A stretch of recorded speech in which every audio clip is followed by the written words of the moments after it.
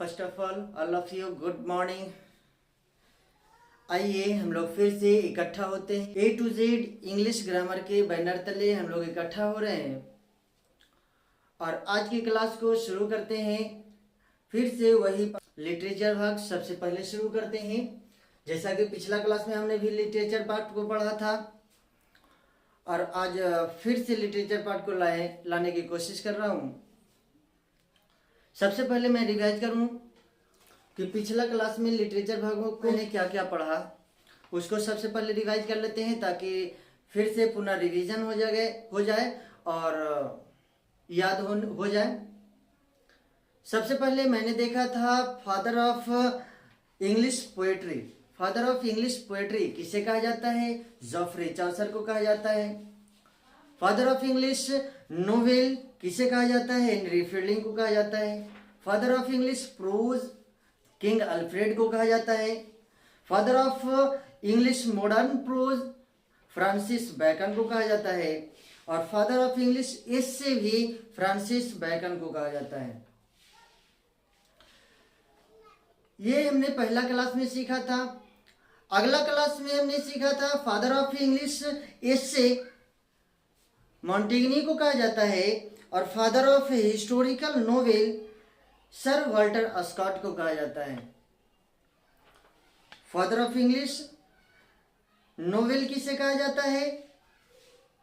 Henry fielding को कहा जाता है और फादर ऑफ हिस्टोरिकल नोवेल किसे कहा जाता है? सर वाल्टर स्कॉट को कहा जाता है। Father of revenge tragedy Thomas kid को कहा जाता है और father of second English poet Edmund Spenser को कहा जाता है। और हमने यहीं पास एक और बात बताई थी कि पोएट्स पोएट यानी कवियों के कवि किसे कहा जाता है? तो वो एडमंड स्पेंसर को ही कहा जाता है। आज हम लोग सीख रहे हैं prince of English essayist. Prince of English essayist, English essay के राजकुमार किसे कहा जाता है? चार्ल्स लैम्ब को कहा जाता है। चार्ल्स लैम्ब को कहा जाता है। क्रिटिक्स क्रिटिक यानी आलोचकों का आलोचक। ऐसे तो सारे कवि जो है एक दूसरे कवि का आलोचक किया करते थे, लेकिन उन सभी में आलोचकों का आलोचक क्रिटिक्स क्रिटिक किसे कहा जाता है? हैजलिट को कहा जाता है। हैजलिट को कहा जाता है। किसको कहा जाता है? एक बार दोहराते चलेंगे, रिवाइज करते चलेंगे। हैजलिट को कहा जाता है। हैजलिट को कहा जाता है। The founder of Knight School of Poetry, the founder of Knight School of Poetry, Christopher Marlowe को कहा जाता है। क्रिस्टोफर मार्लो को कहा जाता है। फिर से दोहराएंगे, Prince of English essayist, English essayist के राजकुमार चार्ल्स लैम्ब को कहा जाता है और क्रिटिक्स क्रिटिक, क्रिटिक्स क्रिटिक आलोचकों का आलोचक हैजलिट को कहा जाता है। आलोचकों का आलोचक क्यों कहा जाता है? जरा इस पे फोकस करें। इस पे इसलिए फोकस कर रहे हैं कि आलोचकों का आलोचक मतलब कि जितने भी पोएट्स थे, जितने भी कवि थे, उन सारे कवियों का आलोचक किया करते थे हैजलिट साहब ने। हैजलिट साहब ने। The founder of night school of poetry Christopher Marlowe को कहा जाता है और the founder of metaphysical school of poetry, the founder of metaphysical school of poetry John Donne को कहा जाता है। किसे कहा जाता है? जॉन डन को कहा जाता है। जॉन डन को कहा जाता है। The founder of lake school of poetry Lord Byron को कहा जाता है। लॉर्ड बायरन को कहा जाता है। The founder of lake school of poetry Lord Byron को कहा जाता है। The founder of Chaucerian society, the founder of Chaucerian society कहा जाता है फर्निवल को कहा जाता है। ऐसे ज्यादातर ऑब्जेक्टिव में आपको फर्निवल देगा, ना कि पूरा नाम देगा। हमने कोशिश किया आपके बीच पूरा नाम लाने की, तो इसका पूरा नाम है Frederick James Furnivall. Frederick James Furnivall, Frederick James Furnivall, Frederick James Furnivall, Frederick James Furnivall. आपको कहीं कहीं पे शॉर्ट में दे देगा FJ फर्निवल, या डायरेक्ट ज्यादातर आपको ऑब्जेक्टिव में फर्निवल का ही डायरेक्ट ऑप्शन आता है, इसलिए फर्निवल जाएगा। लेकिन पूरा नाम भी जानना जरूरी है। फ्रेडरिक जेम्स फर्निवल, क्या? The founder of Chaucerian society. The founder of Chaucerian society Frederick James Furnivall को कहा जाता है। The founder of Shakespearean society किसे कहा जाता है? अस्टीले को कहा जाता है। The founder of Shakespearean society Astley को कहा जाता है। फिर से एक बार रिवाइज करेंगे। Prince of English essayist Charles Lamb को कहा जाता है। Prince of English essayist Charles Lamb को कहा जाता है। क्रिटिक हैजलिट को कहा जाता है। क्रिटिक हैजलिट को कहा जाता है। The founder of night school of poetry Christopher Marlowe को कहा जाता है। The founder of night school of poetry Christopher Marlowe को कहा जाता है। The founder of metaphysical school of poetry Jordan को कहा जाता है। The founder of lake school of poetry, the founder of lake school of poetry Lord Byron को कहा जाता है। The founder of Chaucerian society, the founder of Chaucerian society Frederick James Furnivall को कहा जाता है। The founder of Chaucerian society Frederick James Furnivall को कहा जाता है। और the founder of Shakespearean society Astley को कहा जाता है। अस्टीले को कहा जाता है। अस्टीले को कहा जाता है। तो हमने सीखा आज list of father in literature. Literature के भाग में ये सारा चीज जो है आपको ऑब्जेक्टिव में डायरेक्ट आपसे सवाल पूछ दिया जाता है। आपको चाहे ए स्टेट का एग्जाम हो, आपको बीपीएससी टीचर वाला एग्जाम हो, या नेट का जब आप एग्जाम दीजिएगा, नेट के एग्जाम में जब आप शामिल होइएगा तो उन सबों एग्जामों में जो हायर लेवल का एग्जाम है उन सबों में आपको यहाँ से सवाल पूछने की कोई संभावना होती है। ठीक है, तो आइए एक बार हम लोग फिर से रिवाइज करें, और रिवाइज करने का मेन मकसद है हमको याद होना। ठीक है, prince of English essayist Charles Lamb को कहा जाता है। क्रिटिक हैजलिट को कहा जाता है। The founder of night school of poetry Christopher Marlowe को कहा जाता है। The founder of metaphysical school of poetry Jordan को कहा जाता है। The founder of lake school of poetry Lord Byron को कहा जाता है। The founder of Chaucerian society Frederick James Furnivall. ज्यादातर आपको फर्निवल का ही ऑप्शन आता है, ज्यादातर आपको फर्निवल का ही ऑप्शन आता है, लेकिन मैंने कोशिश किया इसका पूरा नाम लिखने का, फ्रेडरिक जेम्स फर्निवल। जहां तक आप देख रहे होंगे तो मैंने कुछ ज्यादा से ज्यादा कोशिश कर रहा हूं उसका पूरा नाम लिखने का। The founder of Shakespearean society Astley को कहा जाता है। फिर आप लोगों से, अगर आप मेरे साथ आप तालमेल मिलाए हुए हैं, अभी तक आप पढ़ रहे हैं, तो मेरा एक ही गुजारिश है, एक ही रिक्वेस्ट है कि आप लोग जिस तरह से वीडियो को गहन से मन से देख रहे हैं और सीखने की कुछ चाहत बढ़ाए हुए हैं, बहुत अच्छा लग रहा है।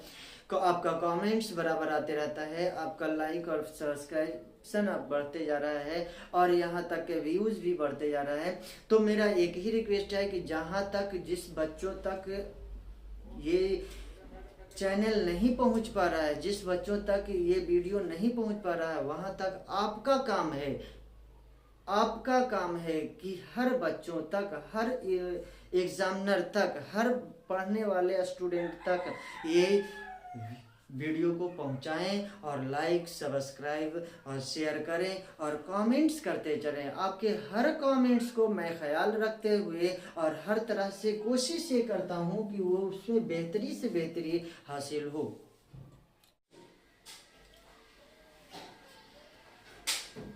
आइए आज हम लोग शुरू करते हैं नाउन का अगला चैप्टर, नंबर ऑफ नाउन के बारे में। नंबर ऑफ नाउन के बारे में हमने नाउन के बारे में पिछला क्लास में सीखा था। नाउन का डेफिनेशन हिंदी में किसे कहते हैं, नाउन को कितने प्रकार से बांट सकते हैं, वो सारा का डेफिनेशन हमने सीखा था। ओल्ड कॉन्सेप्ट के अनुसार नाउन के डेफिनेशन, मॉडर्न कॉन्सेप्ट के अनुसार नाउन का डेफिनेशन, फ्यूचर कॉन्सेप्ट के अनुसार नाउन के डेफिनेशन को हमने पढ़ा। आज हम लोग सीखेंगे नंबर ऑफ नाउन के बारे में। सबसे पहले हमने पिछला क्लास के बारे में रिवाइज करने की कोशिश करता हूं। मैंने मॉडर्न कॉन्सेप्ट के अनुसार जाता है, 3 भागों में बांटा जाता है। मॉडर्न कॉन्सेप्ट के अनुसार नाउन को 3 भागों में बांटा जाता है। सबसे पहले काउंटेबल नाउन, अनकाउंटेबल नाउन और proper noun. Proper noun exact, जबकि हमने पहले ओल्ड कॉन्सेप्ट के अनुसार नाउन को 5 भागों में बांटा, उसमें डिफिनीशन को हमने लिखाया। तो यहाँ जो है हमने पिछला क्लास में बताया था अनकाउंटेबल नाउन और काउंटेबल नाउन का डिफिनीशन। तो सबसे पहले उसे रिवाइज करते हैं। काउंटेबल नाउन किसे कहते हैं? तो हमने बताया था things which can be counted and have plural form. एक बार बोलते चलेंगे, रिवाइज करते चलेंगे। Things which can be counted and have plural forms is called countable noun. यानी वैसी संज्ञा जिसे गिना जाए और उसका प्लूरल फॉर्म बनाया जाए, बहुवचन बनाया जा सके, उसे हम काउंटेबल नाउन कहते हैं। अगला हमने सीखा था अनकाउंटेबल नाउन, जिसे गिना नहीं जा सकता है। Things which can not be counted, things which can not be counted is called uncountable noun. यानी वैसी संज्ञा जिसे गिना नहीं जा सके उसे अनकाउंटेबल नाउन कहते हैं। उसे क्या कहते हैं? अनकाउंटेबल नाउन कहते हैं। फिर हमने सीखा था फ्यूचर कॉन्सेप्ट के अनुसार नाउन के 2 भागों में बांटे, एक कॉन्क्रीट नाउन और दूसरा अब्स्ट्रैक्ट नाउन। कॉन्क्रीट नाउन के बारे में हमने देखा the naming word that can be touched और फेल्ड, यानी वैसी संज्ञा जिसे मैं छू सकूं और महसूस कर सकूं, उसे क्या कहते हैं? कॉन्क्रीट नाउन कहते हैं। उसे हमने अपने भाषा में बताया था ठोसवाचक संज्ञा, ठोसवाचक संज्ञा।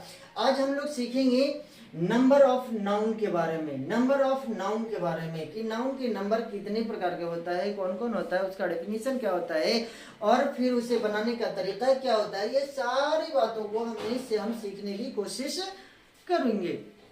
सबसे पहले डेफिनेशन चलते हैं नंबर के बारे में। Number refers to whether a noun, pronoun और वर्ब इंडिकेट्स वन और more than one thing.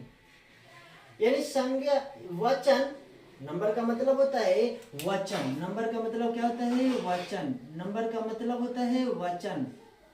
Number का मतलब होता है वचन। जो हम बोल रहे हैं, वचन का मतलब है किसी संज्ञा, सर्वनाम या क्रिया को एक या एक से अधिक होने को बोध कराए, एक या एक से अधिक होने को बोध कराए। अब जैसे ये पेन है, तो ये अगर हम पेन कहते हैं तो एक पेन हो जाएगा, लेकिन अगर हम ढेर सारा पेन ले लें तो ये क्या हो जाएगा? बहुवचन हो जाएगा, यानी कलमे हो जाएगा। ठीक है, तो number refers to whether a noun, pronoun और वर्ब इंडिकेट्स वन और मोर देन वन। यानी वचन का मतलब है किसी संज्ञा, सर्वनाम या क्रिया को एक या एक से अधिक होने का बोध कराए, एक या एक से अधिक होने का बोध कराए। पेन को pens, book books, table tables, इस तरीका से एक या एक से अधिक अगर बोध हो रहा है मतलब वो वचन है, नंबर है। अब हम लोग चलते हैं डिस्ट्रीब्यूटेड कितने भागों में बांटा गया है, यानी नंबर को कितने भागों में बांटा गया। How many kinds of number, how many kinds of number. There are 2 kinds of number. कितने भागों में बांटा गया है? 2 भागों में बांटा गया है, 2 भागों में बांटा गया है। There are 2 kinds of number, singular number यानी एक वचन और दूसरा प्लूरल नंबर यानी बहुवचन। प्लूरल नंबर बहुवचन, बहु मतलब होता है अधिक, ज्यादा। बहु मतलब क्या होता है?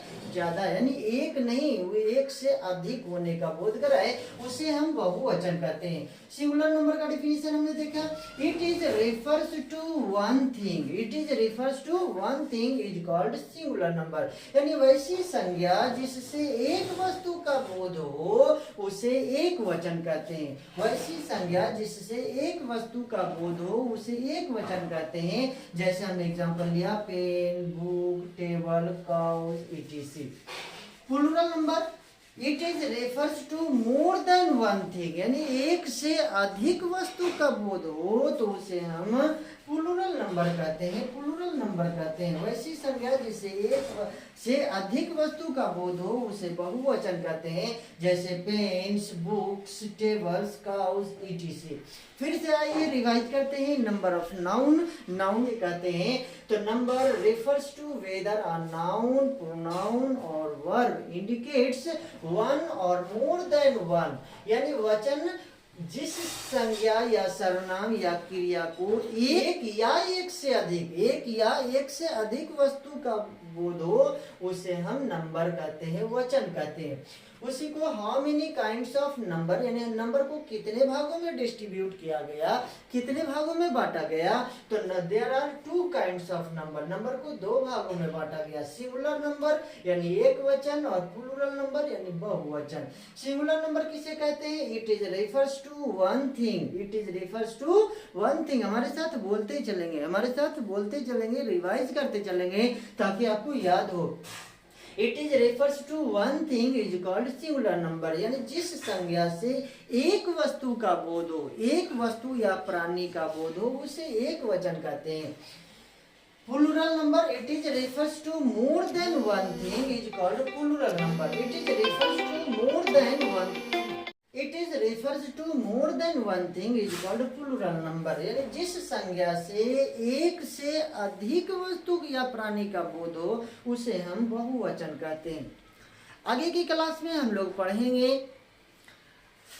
Rules of number, singular number to plural number, यानी सिंगुलर नंबर से प्लूरल नंबर बनाने के नियम, सिंगुलर नंबर से प्लूरल नंबर बनाने के नियम को हम लोग सीखेंगे, इसके रूल्स को सीखेंगे, कैसे सिंगुलर नंबर से प्लूरल नंबर बनाते हैं, किस में एस लगेगा, किस में ईएस लगेगा, ये सारा रूल्स जो है हम लोग पढ़ने की कोशिश करेंगे और जानने की कोशिश करेंगे, साथ में साथ याद करने की कोशिश करेंगे।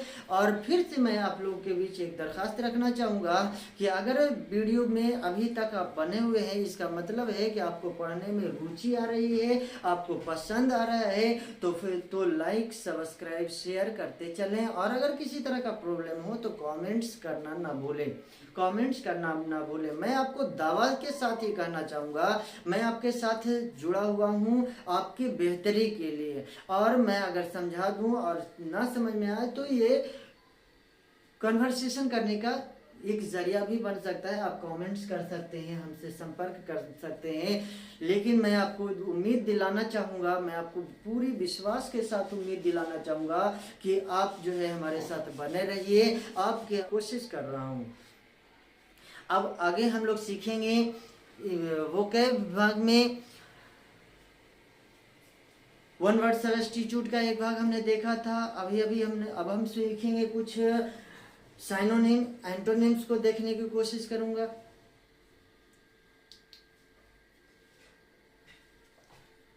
तो पिछला क्लास की तरह पिछला क्लास में भी हमने वर्ड दिया था और एंटोनिम्स बनाए थे।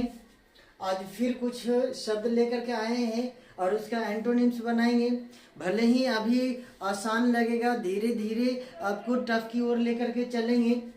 तो सबसे पहले देखते हैं एक्नॉलेज। एक्नॉलेज मैंने स्वीकार करना। एक्नॉलेज का मतलब क्या होता है? स्वीकार करना। एक्नॉलेज, एक्नॉलेज मैंने स्वीकार करना। इसका एंटोनिम क्या हो जाएगा? डिसऑन, डिसऑन, डिसऑन या डिनाई। डिनाई मैंने अस्वीकार करना, डिसऑन मतलब भी अस्वीकार करना। एक्नॉलेज मैंने स्वीकार करना, डिसऑन या डिनाई मतलब अस्वीकार करना। एडवांस मतलब आगे बढ़ना, रिट्रीट मतलब पीछे बढ़ना। एडवांस मतलब आगे बढ़ना, रिट्रीट मतलब पीछे बढ़ना। एडवांस मतलब आगे बढ़ना, रिट्रीट मतलब पीछे करना। एडवांस मतलब आगे बढ़ना, रिट्रीट मतलब पीछे बढ़ना, पीछे हटना। एडवांटेज यानी लाभ, एडवांटेज यानी लाभ। डिसएडवांटेज यानी हानि। एडवांटेज मतलब लाभ, डिसएडवांटेज यानी हानि। ब्यूटी मतलब सुंदर, खूबसूरत। ब्यूटी यानी सुंदर या खूबसूरत। अगलीनेस यानी कुरूपता, कुरूपता जो सुंदर नहीं है, कुरूपता जो सुंदर नहीं है। ब्यूटीफुल सुंदर, इसका अगली, अगर ब्यूटीफुल रह गया तो इसका अगली हो जाएगा, ब्यूटी रहेगा तो अगली नेस हो जाएगा, ब्यूटी रहेगा तो अगली नेस, ब्यूटीफुल रहेगा तो अगली। सिर्फ एक दो वर्ड का डिफरेंस हो जाता है कि अगर इसमें फुल लग गया तो चेंज हो गया और फुल नहीं है तो चेंज हो गया। ठीक है, फिर से एक्नॉलेज मतलब स्वीकार करना, एक्नॉलेज मैंने स्वीकार करना, ACKNOWLEDGE, एक्नॉलेज मैंने स्वीकार करना, डिसऑन या डिनाई अस्वीकार करना, दोनों में से कोई भी लिख सकते हैं। अगर सिर्फ नॉलेज अगर कर दिया जाए तो ज्ञान हो जाता है, तो यहाँ इलिटरेट हो जाएगा, लेकिन यहाँ AC लगा देने पर एक नॉलेज मैंने स्वीकार करना, इसका अर्थ ही मीनिंग ही चेंज हो जाता है। तो हम लोग इन सारी बातों का ख्याल रखते हुए और आगे की ओर चलेंगे।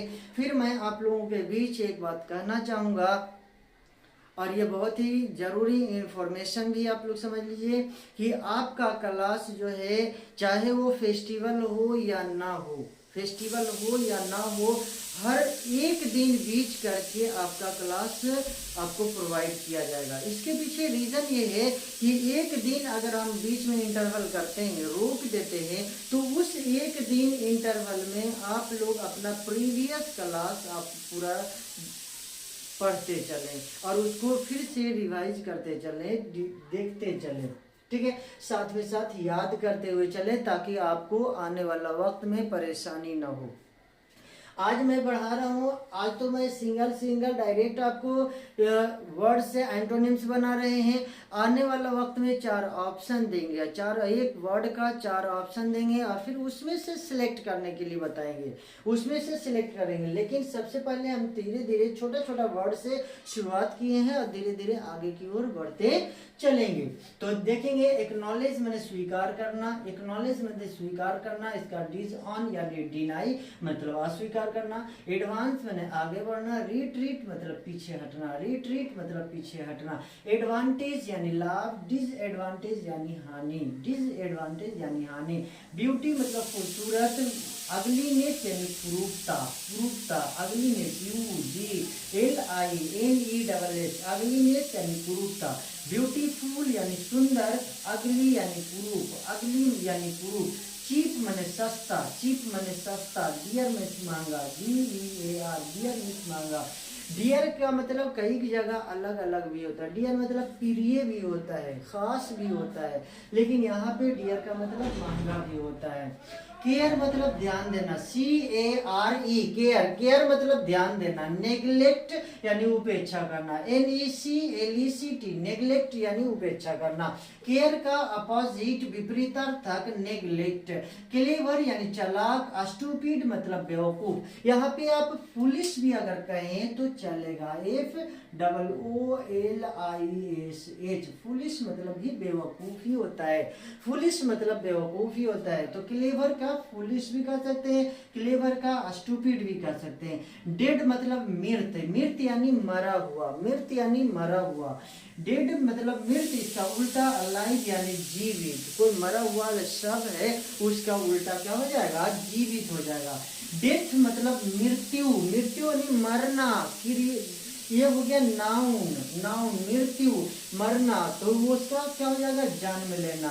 बॉर्न मतलब जन्म लेना, BORN, बॉर्न माने जन्म लेना। डेंजर मतलब खतरा, डेंजर का मतलब खतरा। सेफ्टी, डेंजर का उल्टा क्या हो जाएगा, सेफ्टी, सुरक्षा, यानी सुरक्षा, SAFETY, सेफ्टी, सुरक्षा।